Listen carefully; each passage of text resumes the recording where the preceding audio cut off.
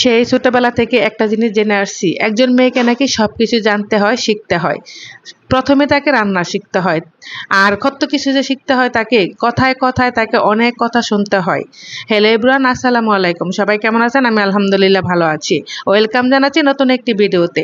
দেখুন, আমি একজন শিক্ষক, সবাই তো জানেন এটা। আমি আশা করি যে আমার যারা এখানে ফেসবুকে ফ্রেন্ড আছেন সবাই জানেন আমি একজন শিক্ষক। কিন্তু আমি একজন শিক্ষক হয়েও কিন্তু আমি এই যে দেখুন, এখানে কিন্তু আমি পেজেও কাজ করি, তারপর রান্না করি, মোটামুটি ঘরের কাজ সবই করি। তারপর আজ দেখুন আমি নিয়ে এলাম বালিশ। এই যে বালিশের তুলা ভরা, এই একটা বালিশের তুলা যে কিভাবে কত টেকনিকে ভরতে হয় দেখুন। এই যে কোনাগুলো আমাকে নিতে হচ্ছে, এই কোনাগুলো কিন্তু কাঠি দিয়ে কিন্তু ঘুরিয়ে ঘুরিয়ে নিতে হচ্ছে। এই জিনিসগুলো আসলে কোথা থেকে শিখে মানুষ? কি বাবা মার বাড়ি থেকে শিখে আসে, না জন্ম থেকে শিখে আসে? অনেক কথা মেয়েদেরকে শুনতে হয়। আর আমার তো শাশুড়ি মা নেই, এই কথাগুলো হয়তো আমাকে শুনতে হয় নাই।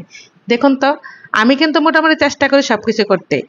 আর শিক্ষক বলে তাতে কি হয়েছে? আমি তো মানুষ, তাই না?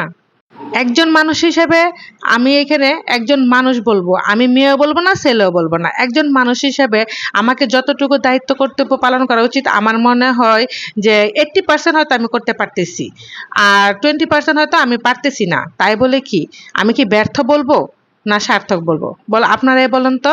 তারপরেও দেখুন এখানে কিন্তু আমি রান্না করতেছি, আর সবাই কিন্তু বালিশ বড়টা বালিশ নিয়ে আমি কেন কথাটা বললাম জানেন? বালিশের ইয়েটা আমি ভিডিওটা আপনাদেরকে দেখাতাম না, কিন্তু কেন দেখালাম জানেন? আমার কাছে 3টা বালিশ, আর বললো কি জানেন, 1300 টাকা নিবে। এখানে ওনারা বলছিল 3.5 কেজির মতো তুলা লাগবে। আমি না 3.5 কেজির মতো তুলা কেন দিব? আমার কিন্তু বালিশ আছে, শুধু এর মধ্যে আমার অল্প একটু তুলা দিতে হবে, কারণ বালিশগুলো একটু নিচু নিচু হয়ে গিয়েছিল। তার মানে 3.5 কেজি তুলা আমি কোথায় দিব? আমি 1.5 কেজি তুলা কিনে নিয়ে আসলাম, নিয়ে এসে আমি কি করছি জানেন? এই আমি 3টা বালিশের ভিতরে বললাম, তারপর কিন্তু আমি আরেকটা বালিশও আমার ছেলের জন্য বানাইছি। আমি তো এই জন্য চিন্তা করলাম যে আমি আসলে না জানেন, মানুষ যে কিভাবে যে টাকা ইনকাম করে সেটা আসলে নিজের উপর যদি না পড়ে তাহলে বোঝা যায় না। আর আমি শুধু কষ্টেই না, এভাবে বললাম যে নিজে যদি একটু সামান্য বুদ্ধি খাটিয়ে কাজ করা যায় তাহলে কিন্তু অনেকটাই সাশ্রয় হয়। সংসার জীবনে আমাদের মতো মেয়েদের কিন্তু অনেকটাই পরিশ্রম করতে হয়, কিন্তু আমাদের কাজগুলো না অনেকের চোখে পড়ে না, অনেকেই দেখেন না, শুধু বলে সারাদিন কি কাজ করি। এটাই তো, কত কাজ যে একটা সংসারে থাকে, করতে হয়, সেটা আসলে বলে বোঝানো সম্ভব না। এখন হয়তো অনেকে বলতে পারেন যে আপনি তো যেহেতু টিচার, যেহেতু চাকরি করেন, তাহলে আবার কেন পেট ছাড়ান? আসলে আমি না অবসর বসে থাকতে পারি না, আমার কোনো না কোনো কাজ আমাকে করতে হবে। আমি জানি আজকে আমি কি রান্না করতেছি, মিষ্টি কুমড়া রুই মাছ দিয়ে, তারপর ঢেঁড়সের ভর্তা কিন্তু করবো এখানে আমি। ঢেঁড়সের ভর্তা, তারপর কিন্তু করলার ঝোল। আমি জানি না আপনারা করলার ঝোলটা খেয়ে থাকেন কিনা।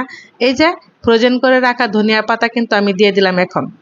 তারপর এই যে মিষ্টি কুমড়াটা আমি প্রথমে ভেজে নিব। আমি জানি না আপনারা কিভাবে রান্না করেন, পাকা মিষ্টি কুমড়া এভাবে যদি রান্না করেন না, খেতে যে কি অসাধারণ লাগে, আমার কাছে যে কি ভালো লাগে আমি বোঝাতে পারবো না। জানি না অনেকেই তো মিষ্টি কুমড়া পছন্দ করেন না। তারপর অনেকে কিন্তু আবার তেলের মধ্যে একদম সেই ভাজা ভাজার মতো করে ভাজেন। আমি আবার ওইভাবে ভাজবো না, একটা একটা করে দুইটা দুইটা করে দিয়ে যে ভাজবো সেই সময় আবার আমার নাই। আমি এখানে কিন্তু একবারেই দেখুন দিয়ে ভেজে নিয়ে, তারপর এখানে একটু মরিচ, পেঁয়াজ, হলুদ, ধনিয়া এগুলো তেল দিয়ে একটু কষিয়ে ঝোল দিয়ে দেব। আমার রান্না হয়ে যাবে মিষ্টি কুমড়াটা। সত্যি আমি আসলে না আজকে অনেক কষ্টে বলবো না সুখে বলবো সেটা আমি বলতে পারতেছি না। যে আমি একটা পোস্টে দেখলাম সবাই শুধু শাশুড়ি মা এবং যে ফুপুদের কথা বলে, যে বাবাদের টাকা থাকলে নাকি ফুপুদের অনেক বেশি আদর পাওয়া যায়। কিন্তু আসলে না, আমি কিভাবে নিব কথাগুলো বলেন তো?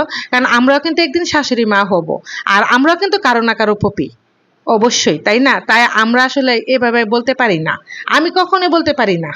আমি জানি না আমার কথাগুলো আপনারা কে কিভাবে নিবেন।